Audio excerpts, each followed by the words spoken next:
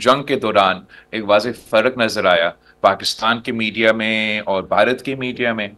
I think each and every one of you deserve our appreciation for that. हम वज़ीर आज़म शहबाज शरीफ साहब ने हम सबको ये रिस्पॉन्सिबिलिटी दिया जंग के बाद कि पाकिस्तान का डेलीगेशन अमन की पैगाम लेके दुनिया भर में जद्दोजहद करे कि डायलॉग और डिप्लोमेसी के ज़रिए हमारे खिते में अमन कायम हो. हम समझते हैं, पाकिस्तान समझता है कि बातचीत के ज़रिए, डायलॉग के ज़रिए तमाम इश्यूज़, चाहे वो कश्मीर, दहशतगर्दी, पानी, तमाम इश्यूज़ का हल निकाला जा सकता है और जंग किसी मसला का हल नहीं है. मैं अपना तमाम डेलीगेशन का शुक्रगुजार हूँ जिस मेहनत के साथ इन्होंने पाकिस्तान की नुमाइंदगी किया है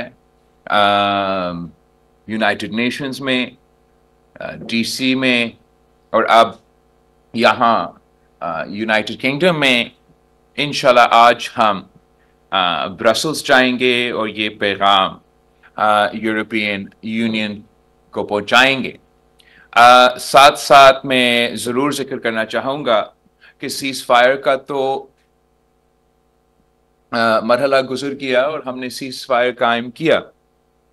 भारत का जो तरीके का जंग के दौरान, जंग के बाद और आज तक आपके सामने है, भारत का बयानिया, भारत का मौक़िफ़ झूठ पे मबनी है.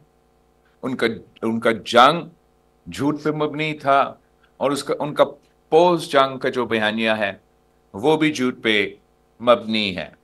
पाकिस्तान का मौक़िफ़ सच पे मबनी है. पाकिस्तान का मौक़िफ़ अमन का पैगाम है और हम समझते हैं कि जो पाकिस्तान का अवाम है, जो भारत का अवाम है, हम अमन में साथ रहना चाहते हैं.